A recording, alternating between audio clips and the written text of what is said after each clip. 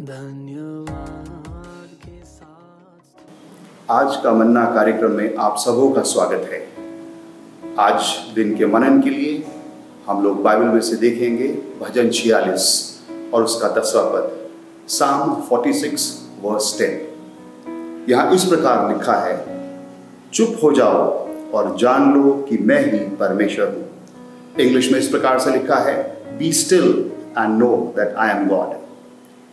यदि हम इस भजन की पृष्ठभूमि में जाएं तो हम देख सकते हैं कि यह भजन कोरा के पुत्रों ने लिखा और इसमें वो परमेश्वर की बड़ाई करते हैं, उसके महान जो काम है उसकी चर्चा करते हैं और उस चर्चा करते हुए वो इस प्रकार से कहते हैं। पहला वचन जो है भजन 46 का वो इस प्रकार से है, परमेश्वर हमारा शरण स्थान और बल है, संकट में अति सहज से मिलने वाला सहायक। और ये कहने के बाद जो भजनकार है वो आगे बढ़ता है और परमेश्वर के महान कार्यों की चर्चा करता है और बताता है कि किस प्रकार से उसने पृथ्वी को हिलाया और चीजें पिघल रही हैं। और ये सब के बीच में एक पद आता है जब वो बताता है परमेश्वर की स्तुति करते हुए 7वें पद में वो इस प्रकार से कहता है, सेनाओं का यहोवा हमारे संग है, याकूब का परमेश्वर हमारा ऊंचा गढ़ है। और इस भजन का वो अंत भी इसी पद से करता है, सेनाओं का यहोवा हमारे संग है, याकूब का परमेश्वर हमारा ऊंचा गढ़ है।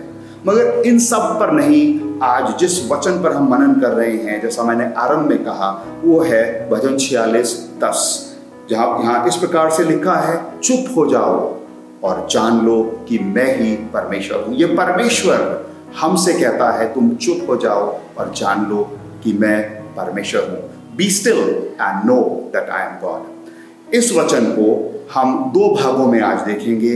पहला भाग है Be still और दूसरा भाग है Know that I am God। So आइए हम पहले भाग को देखें, Be still या चुप हो जाओ। परमेश्वर ये जब कहता है चुप हो जाओ, हम देखें कि इसका प्रभाव जब ऐसा परमेश्वर ने कहा क्या हुआ, क्या परिस्थिति थी।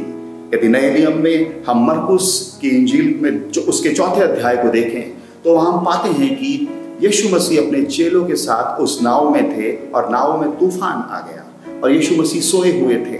तो हम देखते हैं कि बाहर तूफान आ गया और ये व्याकुल हो गए, चिल्लाने लगे, हमें कौन बचाएगा। यीशु के पास ये जाते हैं और उससे कहते हैं और यीशु जब उठता है तो वो कहता है, शांत हो जा, थम जा, क्वाइट, बी स्टिल। जब वो बोलता है बी स्टिल, तूफान बाहर का थम जाता है और इनके हृदय में, इनके जीवन में भी जो तूफान और वो द्वंद्व आया हुआ था वो थम जाता है। और जब वो थमता है तब ये प्रभु पर भरोसा करते हैं। एक और वाकया यदि हम देखें तो हम पुराने नियम में पाते हैं एक और तूफान था जो बाहर भी था और अंदर भी था। निर्गमन उसका 14 और 14। यहां देखते हैं कि इजरायली लोग जब मिस्र से निकले और जब वो लाल समुद्र के पास पहुंचे तो सामने लाल समुद्र था और पीछे फिरौन की सेना आ गई और उन्हें घेर लिया और वो चिल्लाने लगे, बोलने लगे कि हमें कौन बचाएगा, हमारा क्या होगा। तब मूसा ने परमेश्वर की ओर से आज्ञा पाई और ये जो तूफान जो उन्हें बाहर घेरे हुए था और उनकी चिंताएं जो उन्हें सताए हुए थी, इसके बीच में परमेश्वर का वचन पहुंचा और मूसा ने यूं कहा कि यहोवा आप ही तुम्हारी ओर से लड़ेगा, तुम चुपचाप रहो। The Lord will fight for you, you only need to be still। और जब उन्होंने ऐसा किया, उन्होंने देखा कि परमेश्वर ने लाल समुद्र के बीच में रास्ता निकाल दिया और जब वो पार हो गए, उसी समुद्र में उनकी जो विरोधी जो थे, शत्रुओं की सेना डूब गई और आगे जाके उन्होंने जय जयकार करके खुशियां मनाई परमेश्वर के उस महान उद्धार के लिए। सो परमेश्वर का ये आदेश उन्हें मिला था, तुम शांत हो जाओ, चुपचाप हो जाओ। भजनकार भी अपने जीवन में बहुत समस्या में पड़ा। दाऊद ने भजन 42 और उसके 5 में यूं लिखा, हे मेरे प्राण तू क्यों गिरा जाता है, तू अंदर ही अंदर क्यों व्याकुल है, परमेश्वर पर भरोसा रख। अपने आप को, अपने प्राण को जब व्याकुलता में दाऊद था तो परमेश्वर में वो सहारा पाता था और परमेश्वर का सहारा उसे मिलता था की उपस्थिति में जाकर वो शांत होता था और परमेश्वर अपने उपाय को हमको बताता था। सो पहली चीज जो हमने देखी, बी स्टिल, चुप हो जाओ। दूसरा भाग जो भजन 46:10 का है वो है and know that I am God, और जान लो कि मैं ही परमेश्वर हूं। हमें क्यों जानना है परमेश्वर को? दानियल उसका 11:32 में इस प्रकार से लिखा है, जो लोग अपने परमेश्वर का ज्ञान रखेंगे वे हियाव बांधकर बड़े काम करेंगे। अपने परमेश्वर का ज्ञान रखने वाले या अपने परमेश्वर को जानने वाले लोग हियाव बांधकर बड़े काम करेंगे। और इस हियाव बांधकर बड़े काम को करने का वृतांत हम पाते हैं दानियल की पुस्तक में ही। जब राजा ने आज्ञा दे दी कि ये मूर्ति के सामने सबको झुकना है, तो ये 3 जवान खड़े हो गए। उन्होंने कहा हम नहीं झुकेंगे। और राजा ने बोला ये आग का भट्टा तैयार है, अभी भी कर लो। उन्होंने करने से इनकार कर दिया। ये जवान जो थे, ये इनके चारों तरफ एक तूफान आ खड़ा हुआ कि अब आग में जाएंगे। मगर क्योंकि ये जवान परमेश्वर का ज्ञान रखते थे, उस ज्ञान के आधार पर उन्होंने राजा से कहा, हे राजा, हम तेरी इस मूर्त के आगे नहीं झुकेंगे, क्योंकि हम जानते हैं कि हमारा परमेश्वर हमें इसमें से बचाने में सक्षम है, और यदि वो ना भी बचाए तब भी हम ऐसा ना करेंगे। ये लोग जो थे परमेश्वर का ज्ञान रखते थे। इनको आग के भट्टे में डाल दिया गया। हम जानते हैं फिर राजा अचंभित हो गया। उसने देखा मैंने तो तीनों को डाला था, ये चौथा जो पुरुष है, जो मनुष्य के पुत्र के समान है, वो कौन है? और इन लोगों ने ये वचन अपने जीवन में देखा कि सेनाओं का यहोवा हमारे संग है, और उनके संग परमेश्वर की उपस्थिति पाई गई थी। दानियल के जीवन में यदि हम देखें, जब उसने राजा की आज्ञा का उल्लंघन किया और उसे शेर की मांद में डाल दिया गया, वहां पर हम देखते हैं परमेश्वर ने अपने दूत को भेजकर इसे बचा लिया। ये व्यक्ति दानियल जो है परमेश्वर का ज्ञान रखता था, उसने हियाव बांधा और ये कार्य वो कर पाया। शेर की मांद में भी वो बच गया, क्योंकि वहां पर भी उसने ये बात का अनुभव किया कि सेनाओं का यहोवा मेरे संग है। ना केवल उसने कहा, उसने अनुभव भी किया। सो हम देखते हैं कि जब हम इस पद को हमने आज मनन किया कि चुप हो जाओ और जानो। सो ना केवल हमें चुप होना है परमेश्वर की उपस्थिति में, मगर जानना है कि वो ही परमेश्वर है।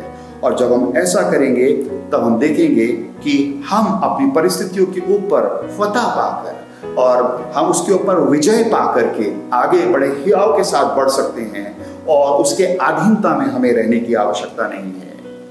ये परमेश्वर की आज्ञा है, परमेश्वर की सलाह नहीं है कि चुप हो जाओ।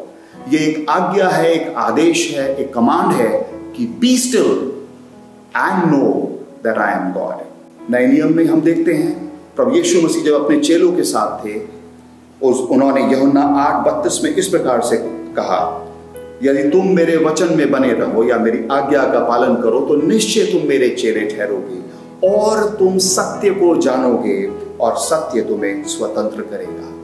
सत्य को जानोगे।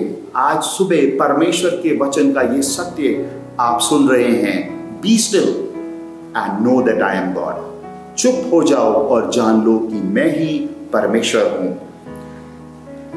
इन दिनों हमें ये लॉकडाउन के समय जब हम इस परिस्थिति में घिरे हुए हैं, हमें इससे भयभीत होने की आवश्यकता नहीं है, क्योंकि परमेश्वर एक अवसर दे रहा है कि हम परमेश्वर की उपस्थिति में बैठें, शांत हो जाएं और यहोवा के बारे में जानें, वचन पढ़ें, मनन करें, प्रार्थना करें, अध्ययन करें। और जब हम ऐसा करेंगे तब हम देखेंगे कि हम हियाव बांधकर ऐसी परिस्थिति में भी बड़े बड़े काम करेंगे, और हमें इस समस्या की अधीनता में रहने की आवश्यकता नहीं है। भजन 46:10 जिसके ऊपर आज हमने मनन किया, मैं फिर से एक बार आपके सामने पढ़ूंगा। पूरा वचन इस प्रकार से है, चुप हो जाओ और जान लो कि मैं ही परमेश्वर हूं। मैं जाति में महान हूं, मैं पृथ्वी भर में महान हूं। Be still and know that I am God. I will be exalted among the nations. I will be exalted in the earth. यदि हम शांत होकर जान लेंगे कि वो परमेश्वर है, जब हम शांत होकर हियाव से जान लेंगे तो हम बड़े कार्य करने पाएंगे, और उससे क्या होगा? परमेश्वर का नाम महान होगा। परमेश्वर महान ठहरेगा। हमारे इस कार्य से परमेश्वर की महानता की हम चर्चा करने पाएंगे और हम परमेश्वर को धन्यवाद देने पाएंगे। परमेश्वर का धन्यवाद हो आज के इस वचन के लिए। मेरी प्रार्थना है हमें से हर एक जन परमेश्वर की उपस्थिति में जाए, शांत हो जाए, मनन करे कि परमेश्वर हमसे क्या बातें कर रहा है, और हम न केवल शांत हो जाएं मगर जाने कि वो ही परमेश्वर है, वो ही हमारा सहायक है। प्रभु आप सबों को बड़ी आशीष दें।